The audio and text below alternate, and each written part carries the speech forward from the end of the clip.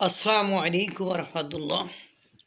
দুঃখের কথা কি কইব, গাইবান্ধায় বিএনপি এবং জামাতে ইসলামের ভেতরে তুমুল সংঘর্ষে দেখলাম একটারে পিটায়ে একদম মাটিতে লোটায়ে ফেলছে এবং সবার হাতে বড় বড় লাঠি সোটা। লাঠি ছাড়া একটা লোককে দেখা গেল না। এবং সেখানে এসে এক পর্যায়ে আপনার বিজিপিরা আসছে, সেনাবাহিনী আসছে, তারপরে নিয়ন্ত্রণে নিয়েছে।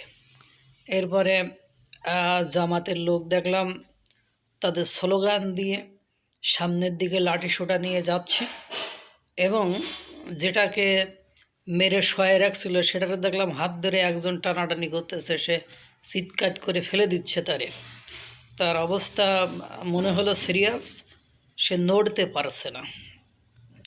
এক সময় যারা দুধে ভাতে ছিল, অর্থাৎ 4 দলীয় জোট ছিল, সেই 4 দলীয় জোটের বড় দুইটা শরিক বা বড় দুইটা অংশ হলো বিএনপি এবং জামাত। সেই বিএনপি এবং জামাত এখন দুইজনের ঘোর শত্রুতে পরিণত হয়েছে। ক্ষমতা এমন জিনিস, এ যদি একবার সাথে টান পড়ে তখন আর কে আপন কে পর হলো রে, ওই গানের মতো হয়ে যায়। তখন আর কেউ কাউকে চেনে না। এখন ক্ষমতার জন্য সবাই উন্মাদ হয়ে গিয়েছে। আজকে দেখলাম বিএনপি তাদের 12 দলীয়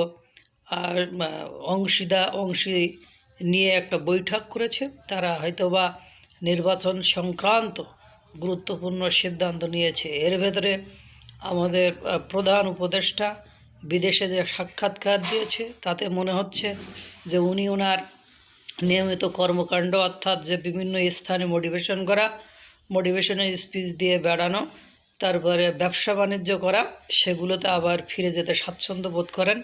ওনাকে জোর করে বসানো হয়েছে এই ধরনের। তার মানে ইসলামপন্থী দলগুলো বিভিন্ন অ্যাঙ্গেলে, যেমন তাবলিগের দুই পক্ষের মধ্যে সংঘর্ষ, সেখানে মামুনুল হকের একটা গুরুত্বপূর্ণ ভূমিকা আছে। তিনি শুধু হুমকার দেন যাতে করে ঝোড়ঝামেলা লেগে দেয়। এর ভেতরে গাইবান্ধাতে আজকে বিএনপি এবং জামাতের এই যে সংঘর্ষে কত কিছু ঘটেছে আল্লাহই ভালো জানে। দেখলাম ভাঙচুরও হয়েছে। অবশেষে আর্মি এসে পরিস্থিতি নিয়ন্ত্রণে নিয়ে আসছে। এভাবে যদি চলতে থাকে দেশের শান্তির ইনশাল্লাহ অভাব হবে না। আল্লাহ তাআলা সকলকে ভালো রাখুক, সুস্থ রাখুক। আসসালামু আলাইকুম ওয়া রাহমাতুল্লাহ।